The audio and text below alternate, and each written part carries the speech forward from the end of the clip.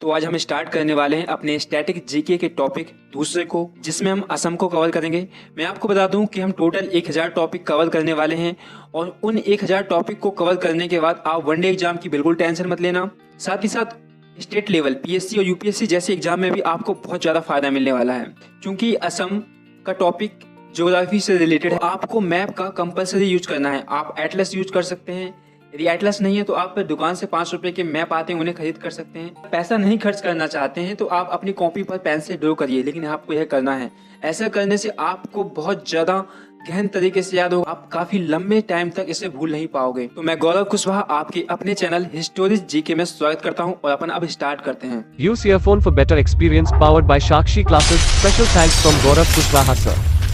तो हम असम की बेसिक इन्फॉर्मेशन की बात करें, असम की राजधानी दिसपुर है, लेकिन मैं आपको बता दूं कि असम का सबसे बड़ा शहर गुवाहाटी है। साथ ही साथ पूर्वोत्तर राज्यों का जो उच्च न्यायालय है वो गुवाहाटी शहर में ही अवस्थित है। तो आपको गुवाहाटी से 2 बातें याद रखनी है कि सबसे बड़ा शहर गुवाहाटी, सबसे बड़ा जिला गुवाहाटी। आपके असम में 33 जिले हैं। तो अब हम बाउंड्री की बात करते हैं कि असम से किन किन राज्यों की और किन किन देशों की सीमाएं लगती हैं। तो हम पहले राज्यों की बात करते हैं। तो हम यहाँ पर देखेंगे मेघालय, त्रिपुरा, मिजोरम, मणिपुर, नागालैंड, अरुणाचल प्रदेश, साथ ही साथ आपका वेस्ट बंगाल, यानी कुल मिलाकर 7 राज्यों की सीमाएं आपकी असम से लगती हैं। काफ़ी ज़्यादा सीमा लगती हैं, आपको याद रखनी है। एक बार पुनः रिपीट कर रहा हूँ, मेघालय, त्रिपुरा, मिजोरम, मणिपुर, नागालैंड, अरुणाचल प्रदेश और वेस्ट बंगाल। यदि देशों की बात करें तो आपका है भूटान, इधर फिर आपका आ जाता है बांग्लादेश। तो यह रही हमारी बाउंड्रीज। अब हम नदी की बात करें तो असम के मध्य में एक फेमस नदी बहती है जिसका नाम है ब्रह्मपुत्र, जो कि भारत की सबसे चौड़ी नदी है। आपको ब्रह्मपुत्र के बारे में बता दूं तो ब्रह्मपुत्र को अलग अलग क्षेत्रों में विभिन्न नामों से जाना जाता है। तो हम ब्रह्मपुत्र की बेसिक जानकारी करते हैं। तो इसकी कुल लंबाई 2900 किलोमीटर है और यह तिब्बत के पठार से निकलती है। तिब्बत वाले क्षेत्र में इसे सांगपो के नाम से जानते हैं। और जब यह नदी अरुणाचल प्रदेश में प्रवेश करती है या भारत में प्रवेश करती है तो इसका नाम बदल दिया जाता है और इसे सियांग कहते हैं या ढिंग कहते हैं। और यह ढिंग जब असम में प्रवेश करती है तो इसका नाम ब्रह्मपुत्र हो जाता है। और असम के बाद जब यह नदी बांग्लादेश में प्रवेश करती है तो इसे जमुना के नाम से जाना जाता है। और यह जमुना गंगा से मिलती है। उस गंगा को बांग्लादेश में पद्मा के नाम से जाना जाता है, यानी यह पद्मा से मिलती है और पद्मा और जमुना मिलकर मेघना बनती है। मेघना बनने के बाद यह बंगाल की खाड़ी में गिर जाती हैं। सबसे इम्पोर्टेंट चीज यहाँ पर है माजुली द्वीप। दरअसल हम आइलैंड को समुद्र में देखते हैं, लेकिन आपकी ब्रह्मपुत्र नदी में बीचों बीच एक आइलैंड है, इसका नाम है माजुली द्वीप और यह विश्व का सबसे बड़ा नदी द्वीप है। तो इसको याद रखना है, कई बार वनडे एग्जाम में पूछा गया है कि माजुली द्वीप किस नदी में है, तो ब्रह्मपुत्र नदी में है। यहाँ के चीफ मिनिस्टर की बात करें तो वो सर्बानंद सोनोवाल हैं। तो हम आगे बढ़ते हैं। कुछ डैम है यहाँ पर फेमस, जैसे कि है एक सुवर्णश्री डैम और इसकी जो कुल लंबाई हो 1100 और इसकी कुल लंबाई 116 मीटर है। इस डैम का निर्माण सुवर्णश्री नदी पर किया गया है और यह असम का सबसे बड़ा डैम है। हम एयरपोर्ट की बात करते हैं तो एक फेमस एयरपोर्ट है गोपीनाथ बारडोली एयरपोर्ट और यह इंटरनेशनल एयरपोर्ट है। हालांकि बहुत सारे एयरपोर्ट हैं, लेकिन आपको एक ही याद रखना है, गोपीनाथ बारडोली। दरअसल गोपीनाथ बारडोली जी एक समाज सेवक थे और जब पूर्वोत्तर राज्यों के विकास हेतु एक कमेटी का गठन हुआ तो उसमें गोपीनाथ बारडोली जी को चेयरमैन चुना गया। उन्होंने इस कमेटी में अपनी महत्वपूर्ण भूमिका अदा की। देखिए काफी सुंदर है, आप लोग देख सकते हैं। अब हम टेंपल की बात करते हैं तो एक फेमस टेंपल है कामाख्या टेंपल, एक देवी का मंदिर है। यह लॉकडाउन की फोटो है तो आप लोगों को ज्यादा लोग नहीं दिखते होंगे। चलो मैं आपको दूसरी फोटो दिखाता हूँ। प्रमुख स्टेडियम की बात करें तो यहाँ पर बांसवाड़ा स्टेडियम है। अभी लॉकडाउन चल रहा है, यहाँ पर एक गेम आयोजित होना था लेकिन वो कैंसिल कर दिया गया।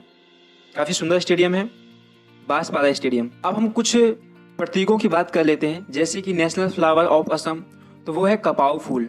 कपाऊ फूल दरअसल असम की भाषा में कहा जाता है। यदि आप उसे इंग्लिश में सर्च करेंगे तो उसका नाम है फॉक्सटेल ऑर्चिन। यहाँ पर हम राजकीय पशु की बात करें तो हमारे भाई साहब बहुत ज़्यादा फेमस हैं, जिनका नाम है गैंडा जी हैं और उन्हें असम की भाषा में गौल कहा जाता है। राइनो।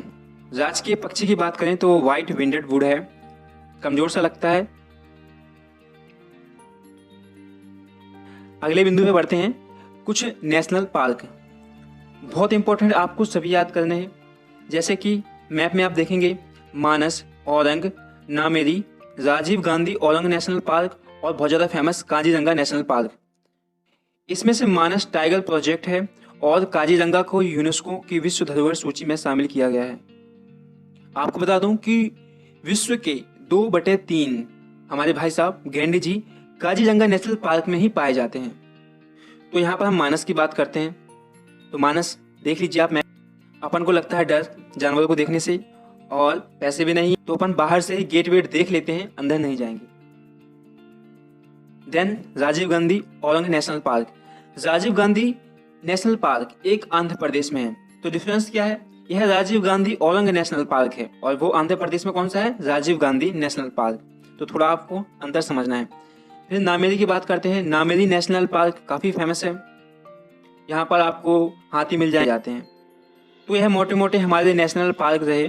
ब्रिज की बात करते हैं तो एक ब्रिज है बोगीबील ब्रिज और यह रोड रेल ब्रिज है, यानी सड़क भी चलती है और यहाँ से रेल भी गुजरती है, जो कि भारत का सबसे बड़ा रोड रेल ब्रिज है और इसकी लंबाई 4.9 किलोमीटर है। यदि हम पुल की बात करें तो यहाँ पर सबसे बड़ा पुल का निर्माण किया गया है। कुछ समय पहले अपने माननीय प्रधानमंत्री जी मोदी जी ने यहाँ पर उद्घाटन किया था और जिसकी लंबाई 9 किलोमीटर के लगभग है।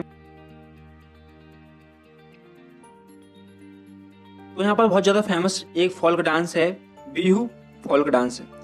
देखो बिहू यहाँ का फेमस फोल्क डांस है, साथ ही साथ बोडो यहाँ की फेमस जनजाति भी है। तो काफी कुछ आपका बी से रिलेट करेगा, आप रिलेट करना है। आगे बढ़ते हैं। बंगुरुम्बा यहाँ का अगला फोल्क डांस है। इसके बाद भोरताल और एक है ओजापल्ली।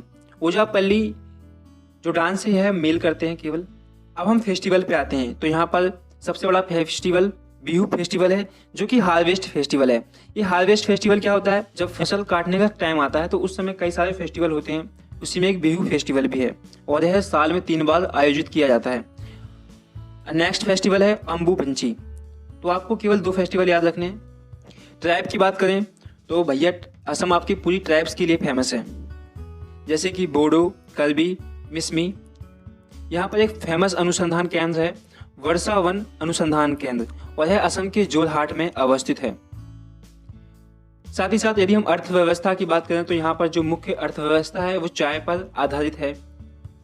साथ ही साथ एक क्वेश्चन यहाँ पर पूछा गया है कि प्रथम तेल शोधक कहाँ पर खोला गया, तो वो डिगबोई है। 1901 में प्रथम तेल शोधक केंद्र खोला गया। मैंने लगभग यहाँ पर सभी इंपॉर्टेंट बातों को कवर किया है, लेकिन फिर भी मानते हैं कि हर चीज़ को एक वीडियो में कवर नहीं किया जा सकता है।